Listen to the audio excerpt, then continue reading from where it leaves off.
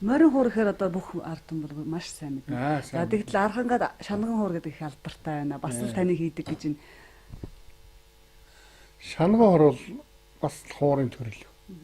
Ер нь монголчууд их баялаг, их хөгжимсөг, их агуулсууч монголчууд бол гайхамшиг тооцдог. Өөр өөрийн нутагтаа, өөр өөрийн одоо донч хийцтэй өөрийнхөө бэлэгдлэр тийш хуураа хийж залдаг байсан юм байна. Тэгээ манай төв халахт бол одоо жишээл дээр үеийн нэг Ховлын хаан хааны үед ялангуяа Ховлын хааны найрал хөгжим хэрэгжилж байсан. Тийм агуу хөгжмөд чинь одоо яг олваагаар авах төр хотод хувилгаад одоо тийм хошоо ноён байдаг юм уу тэгээд хаад үеэс залгажсэн тэр оноо чинь улаалаад төрчихсөн байна. Тэр одоо жишээлбэл Монголд 10-аад байдаг тийм шанган хуурын жинхэнэ язгуур хуурын 7 маань байдаг. 7. Тэгэл одоо за ингийн аслан хуур гэж байна. Ёо ширэдийн этих хөгийн хон гэж алдартай хуур байна.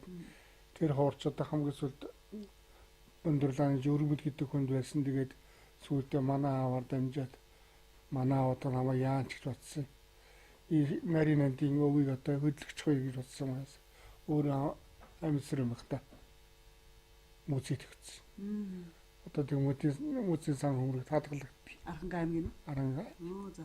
Тэгэхээр Аранга аймгийн мөцөд ч бас хөгжим нэлээд байдгийг.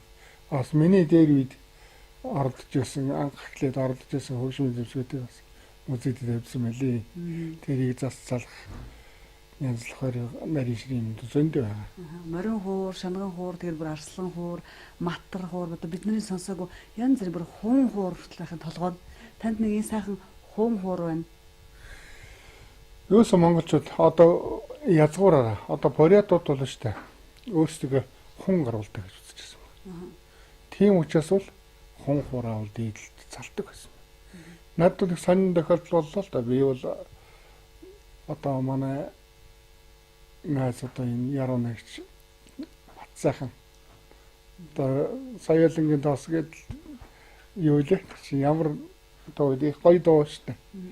Тэр дооны одоо автор яруу найгч Монцод ажилладаг Батсайхан маань Нямсар тэр одоо ягаад их засгийн тэр Нямсар тэр очиж юу ягаад уулзчихраа тэгээ сүүлдээ хэдүүлээ сайхан танилцаад тэгээ би хүүгээ бас миний донд энэ сургууль соёлд орох гээд тэгээ шууд Нямсар маань шууд манай сургуульд би урилга. Тэгээд миний хүчээ урилгаар сургуульд орсон шүү донд бай.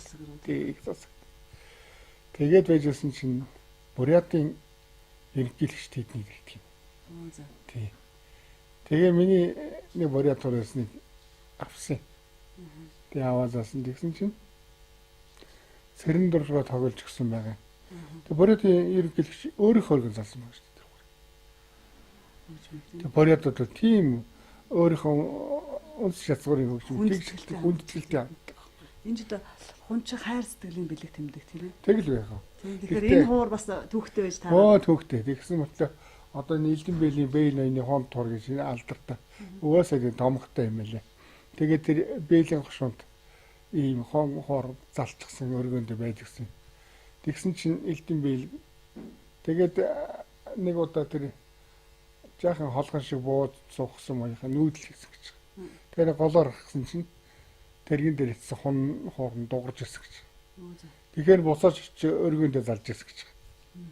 Тийм томог байдаг шүү дээ янз янзын хон хоорны тухай томог, ер нь хоорны тухай томгууд бол би. Та энэ хоорыг хин зориулсан. Энийг би их бодож ирсэн. Миний ханьнаас тухай үед нэг их хүчтэй өвдсөн юм аа зайлал. Намайг амханд их айлгсан. Тэгээд би гайг болоод иргэн хоор тогсор гэн би хийж гисэн. Маш сайхан дуудаа. Одоо Алтай хамтлаг тоглолтын манай театрын хаяа урьж тоглолт. Тэгээд хоор сурч байгаа тэгэл над тоглож хийлгөөс.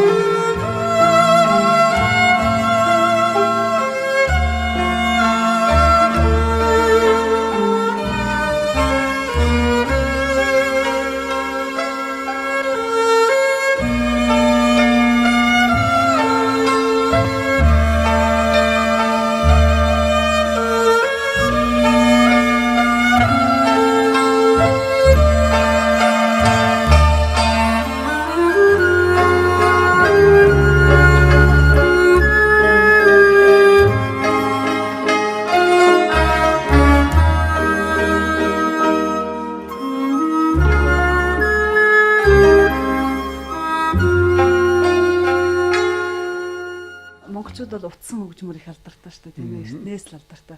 Бас нэг бидний баг мэдхгүй шахам биба гэдэг нэг хөгжим бас байх юм аа. Энэ биба гэдэг хөгжим их шивтдэг юм аа. Манай Бадраа өгч маань биба л гişлүүл зүгээр хангаал өргөлдөг гэдэг байхгүй зааш. Тэгээд над бол жинхэнэ хөгжмийн энэ халуун мөрлө оруулсан миний Бадраа өгч. Над бол их хүчгсэн үндэ. Тэгэл би ордон тоглодог байсан хөгжим байсан тийм. Ордон тоглодог байсан. Тэгээ Монгол үндэсний хөгжмийн хаан гэж үздэг юм шүү дээ. Тэгээ одоо энэс чинь лалвалал шангуу хоршиг гасан хөгжмөд үүссэн. Тийм, утсан хөгжмөд үүссэн гэж үздэг юм. Одоо бибаны төрлийн Японы төрлийн библик гэж хөгжим маань тэр хөгжим ихтэл одоо 4 5 төрлөдөг байхгүй. Бибаа чинь дотор 2 юм уу 3 төрлөх. Жавхцсан хүртэл одоо 5 жавхцтай энэ тэгээд хөөг нь баялаг болоод явчихдаг. Тэгэхээр би бол юусаа ганцхан бибаага дуурах юмсан гэж бодоод тэгээд 1991 онд 89 оноос 91 он хүртэл 2 жилийн дотор би жил лаг централ 30 хэдэн хөгжим хийсэн. Тэр үед залууч бай, тэнэгч байж зориг дундаа л хийгээд байгаа. Өөгүй маш их хөдөлмөр. Нэг хөгжим хийгээд одоо хэр хугацаа шаардах вэ? Чи их хугацаа шаарддаг шүү дээ. Тэгээ би ч одоо 30 хэдэн настай залуу хүн байсан. Ихч сонирхолтой байлаа. Өдөр шөнөгүй суух уу? Өглөө ерөөсөө зүгээр 6 7 лугсгаар босоо яваад гин. Дэшин 10 цагаас боохгүй. Ажил тарахгүй тэгээ суугаад сонирхоод байна.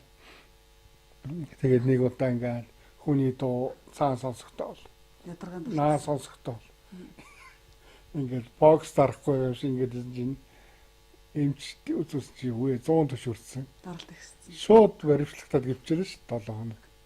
Тэгэл гараад ирсэн чи ардын урлагийн наадам болов. Тэгэл бид нар ардын урлагийн наадамд ихнийхээ хийсэн хөгжмөөр оруулсан. Би тэр хөгжмийг л болно. Тухайн үед манай театрын 18 хөгжимчтэй байсан. Би 18 хөгжимчөндөө 36 хөгжим хийсэн. Оруулж өгсөн. Тэгээд ардын урлагийн наадамд нэг их шиглэл. Тэгээд театрынхаа тайзан дээр амьдарч чадаагүй юм да. Тэр надад их гонёг санагддаг. Их хэцүү. Ер нь тэгээд бас ажил хийсэн хүн готчих юм гоё байдаг юм шүү. Юм хийсэн хүн л их буруудчаад байдаг. Их л бурууддаг байхгүй. Тэгээд чинь одоо яг нэг хэсэг нь тоглоод нэг хэсэг нь нэг өдөлдөө өгч барихгүй гэдэг юм. Манай монголчууд яг тийм хамын тоглоод харгалдах, сөрбөлдөх, атгаарах янз бүрийн байна шүү дээ. Өөрөө хүч хөдөлмөр, оюун бодол, цаг хугацаа, хөдөлмөр бүх юмаа зарцуулаад ингээд айгүй сайхан хөгжим хийгээд тавьсан байхад нөгөөх нь эвдсэн ч юм уу тийм байхад үнэхээр уйлмаас байна. Хэцүү. Ерөөсөө хүн ойлгохгүй дандаа юм доошны гэдэг. Тэр хээ гэдэг одоо Монгол үндэсний хээ гэж ямар юм байдгийг ойлгохгүй мөртлөө цоохор. Цоохор л гэж айлуулдаг байхгүй. Цоохор. Тэгтэл Монгол үндэсний хээ гэдэг чинь том Бас том маш том урлал байхгүй. Монгол ухаан, монгол өнгө тэгээд чи хиллэг гэж байна. Бас одоо сайхан байгуулдаг ба дийлэгч байх хэвээр тийм ээ. Оо дандаа бэлэгдэл. Тэр ерөөс ойлгохгүй. Жишээлбэл зүгээр шууд хар мохроор тайлбарлах жишээний гачигчнууд байж л юм даа. Тэгээ энэ хөгжмийн зэмсгийг хийхэд бол маш их сэтгэл, оюун, ур ухаан шаардагдсан.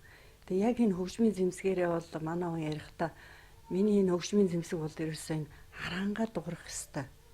Ерөөсөө энэ Монголд дуурах хэвээр. Гэтэл ерөөсөө яг тийм бүр яг жинхэнэ урлагийн төлөө их төрсэн хүн л гэж тийм байдаг баг. Тэгээ заримдаа тийж ярьдаг шүү дээ бүр би энэ хөгжмийнхаа зэмсгийг хийж амьдруулж ижил өөхөх ёстой гэж хүртэл ярьдаг байсан. Тэгэл анхны хөгжмийн зэмсгийг чи хийгээл энэ тухайн үед бол одоо соёлын ордонч гэж байсан дараа нь театр болоод театрынханд энэ хөгжмийн зэмсгийг хийж өгөөд амьдруулах гэж их хүсэжсэн, их мөрөөдчихсэн. Тэгээд яг нэг өдрийн од шиг нэг бүх ардын урлагийн алтан өрөмжлөл тэргүүн шагнал авч ирээл тэгэл энэ хөгжим бол Харангаа аймагт бол тэгэл онторцсон. Тэгэл тэрнээс хойш энэ хөгжмөө би яаж амьдруулах вэ гэж олон жил их шаналсан, зүдэрсэн. Энийний төлөө ёстой хамаг оюун ухаан наавал чилээсэндээ. Тэгээ харин одоо ёстой Алтай хамтлагийн, Домог хамтлагийн тэгээ хувь уран бүтээлчид тэгээ одоо сүүлийн үед одоо манай театрын энэ хөгжмийн зэмсгээр нь тоглоод ингээд явж байгаа болохоор сэтгэл нь их сайхан болж ирсэн. Тэгээ хаяа ингээд хоёулаа гэртээ одоо манай компьютер дээр ингээд хөгжмийн тоглолтууд байдаг.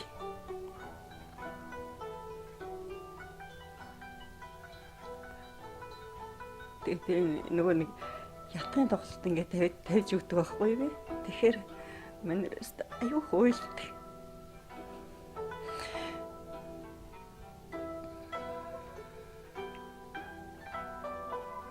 Ястаа энийг амьдруулах гэж их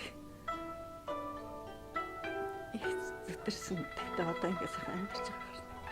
Бахарх чинь тал гэдэг.